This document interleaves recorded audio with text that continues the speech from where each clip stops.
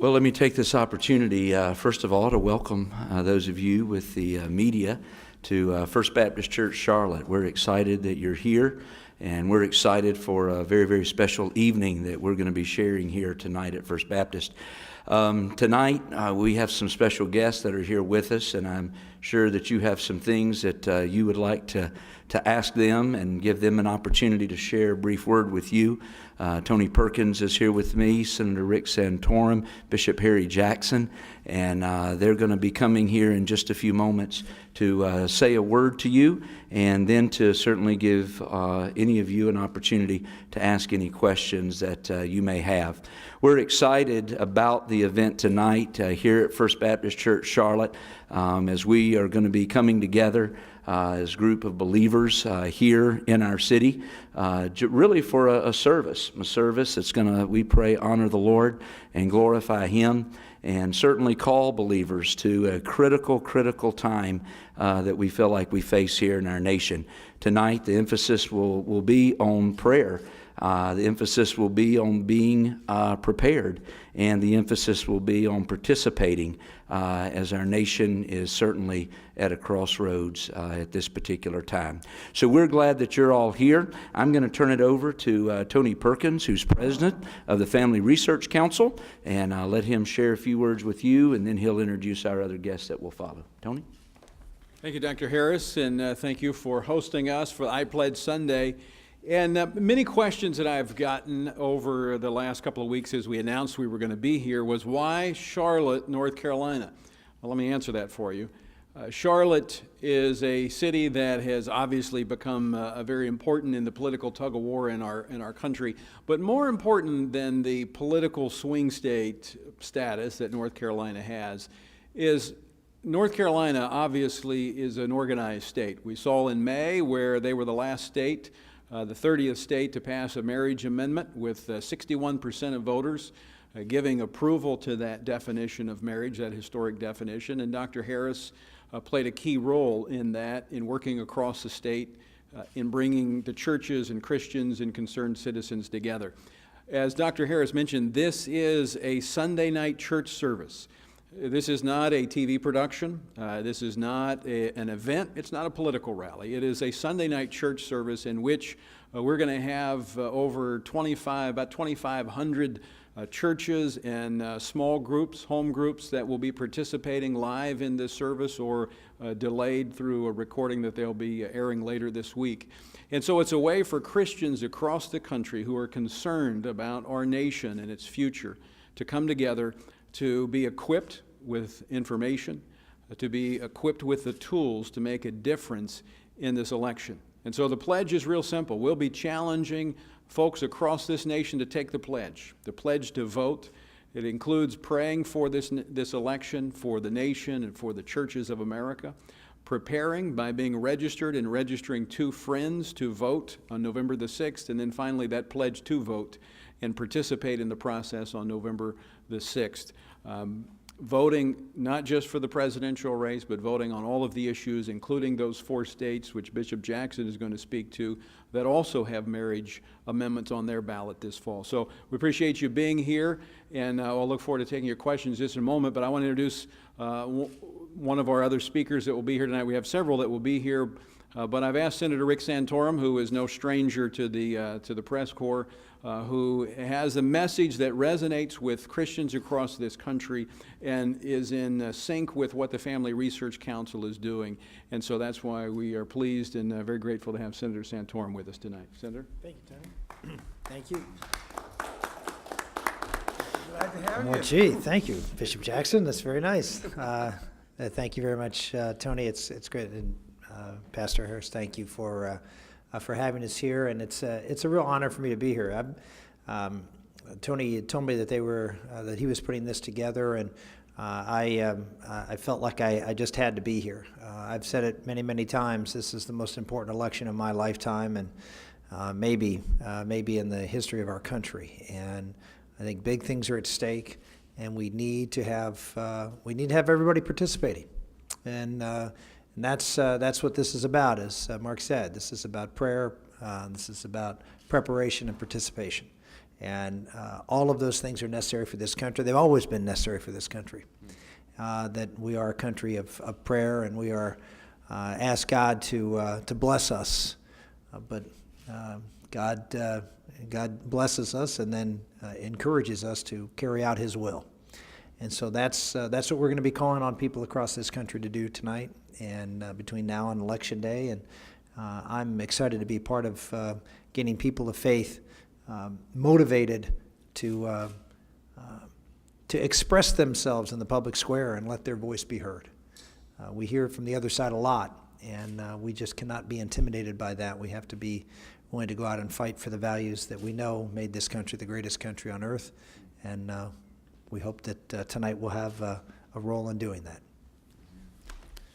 Let me now, since he applauded for me, let me introduce Bishop Harry Jackson, who is when I was in the United States Senate, fighting a lot of battles, and I always found myself when I was out there, fighting the tough battles, whether it was marriage or life or working on issues of poverty in the inner city.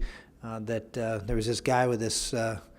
At first, I thought he might be a Catholic priest, but no, it's a little different collar, and that's Bishop Harry Jackson, and he has been there at our side and fighting the fight in the trenches for a long, long time, and it's excited to be here with him again, doing the same. Thank you. Brother Rick. God bless you, sir. Well, I'm very excited to be here with my friends and colleagues. Co-belligerents is what Francis Schaeffer taught us to call each other. And my special burden and why I'm here really is that I've longed to see Black, white, Hispanic, and Asian Christians come together as one. I believe over the years we've allowed party affiliations to segment and separate us. So the first thing that unites all of us that are standing on a platform today is the fact that we put Jesus first and a pro-family agenda. I specifically have been working with Tony Perkins for many years around the pro-family and marriage agenda. Very, very specifically, we're doing a 7-state tour in swing states. And we've been looking not only at the presidential candidates, but we've been looking down ticket and saying that if we don't send legislators back to Washington who will represent our views and say you cannot redefine marriage on our watch, we're going to find ourselves living in a society in which what you say about marriage and many other things are going to be kind of restricted as we look at the problems that we had with Chick-fil-A. And I want to especially address my friends in the Black and Hispanic communities. Very often we have gotten so to the point that we feel as though our economics outweigh the issues of social things that we would call marriage and family issues, our biblically based values. They do not. One reference that we want to bring is that if we let down our guard and act as though these elections are only about what we think are these economic issues, we'll find ourselves dishonoring the Bible, dishonoring Christ, and I believe God will take his hand off of America. So we've come to bring that message to people in all the states that we visited. We've come to tell Christians that when they go into that voting booth, that they need to vote values, they need to vote especially in line with marriage. And if we do that, then we believe Christ will honor America and that the jobs will come, but the jobs will come around the pro-marriage, pro-family agenda. Thank you very much.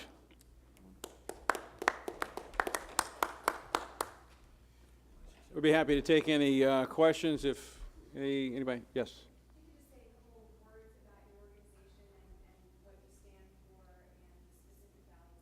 Sure, absolutely.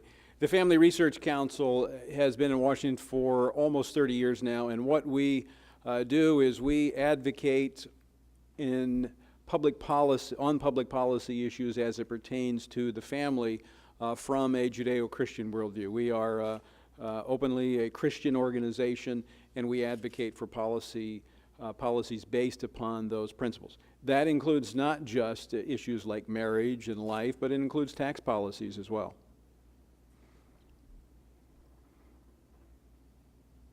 What are some concrete goals y'all hope to get out of the iPledge Sunday?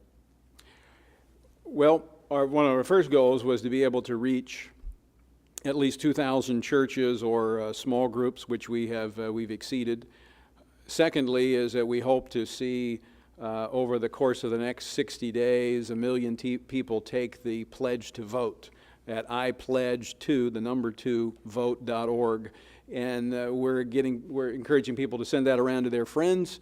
And there's it's a very user-friendly site in which you can actually check to make sure you're registered to vote. And if not, you can download the form right there, fill it out, and it has the mail-in information right there. You can send it in. You can also forward that to friends of yours to encourage them to register to vote. So we hope to see about 250 to 300,000 new voters as a result of the outcome of tonight and over the next 60 days, as well as those million folks taking the pledge to vote.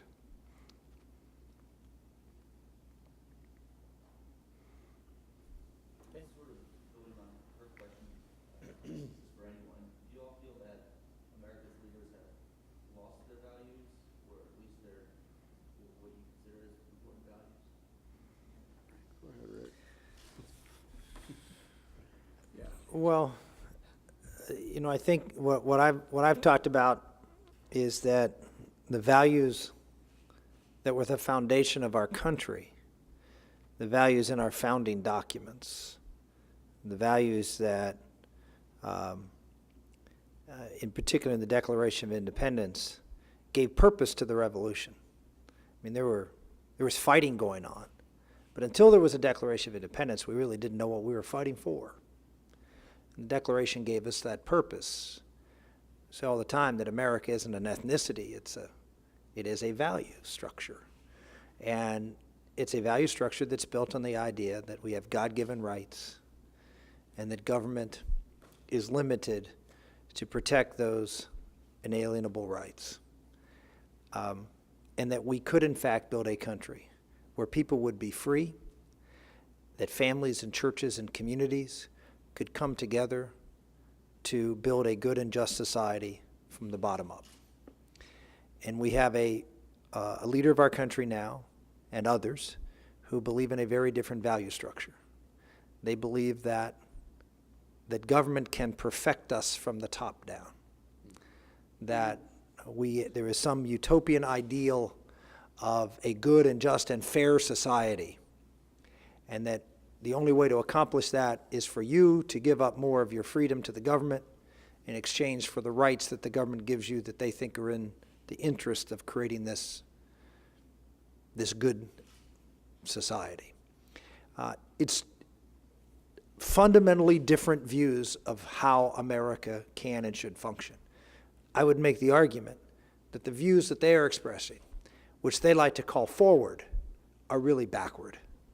Because that's what we fought against at a revolution.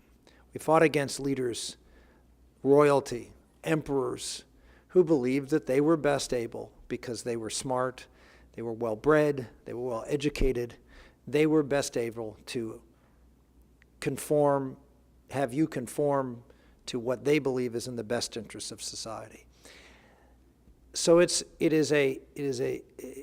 there's no clear election in our lifetime, and in the history of the country, in my opinion, as to what values are at stake than in this election.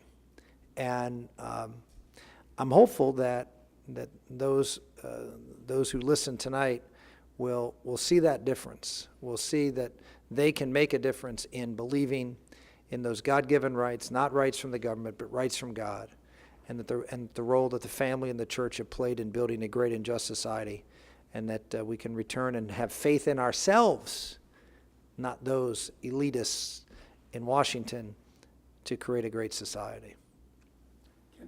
Can I add on to that? Specifically, I spent the last 8 or 9 years working with a high-impact leadership coalition about uniting the Christian community across racial and cultural boundaries I feel right now there is this really overt attempt to divide once again. And I feel like there is this attempt to make Christianity look like it's a white boys club as opposed to the unifying substructure that God has allowed it to be in these United States.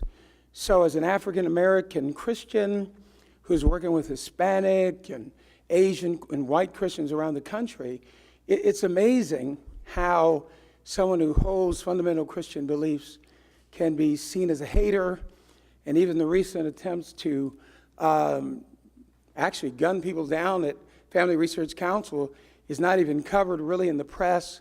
We're at this defining point that I think the American values of free speech, et cetera, are really challenged in a unique way.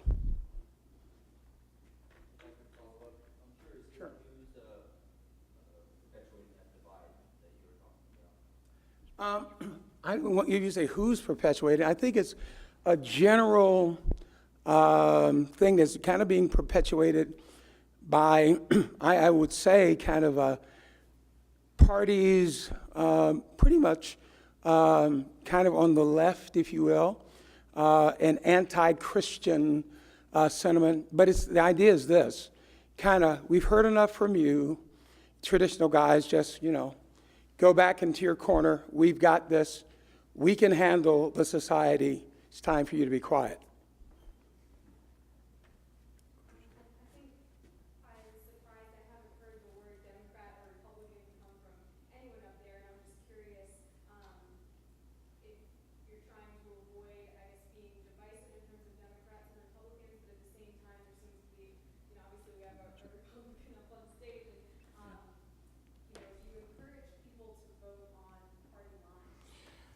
Absolutely not.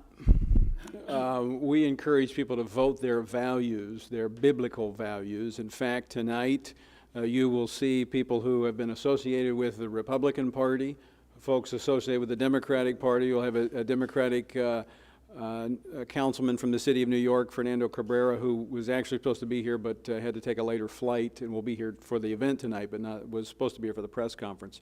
So this is not about parties. I spend as much time criticizing the Republican Party as I do the Democratic Party, and the church is above political parties. What the church is to do is to be a source of light, a source of encouragement, a source of direction for both political parties. And it's evident that one party probably lines up more with the values that are represented in most churches across America, at least Bible-believing churches.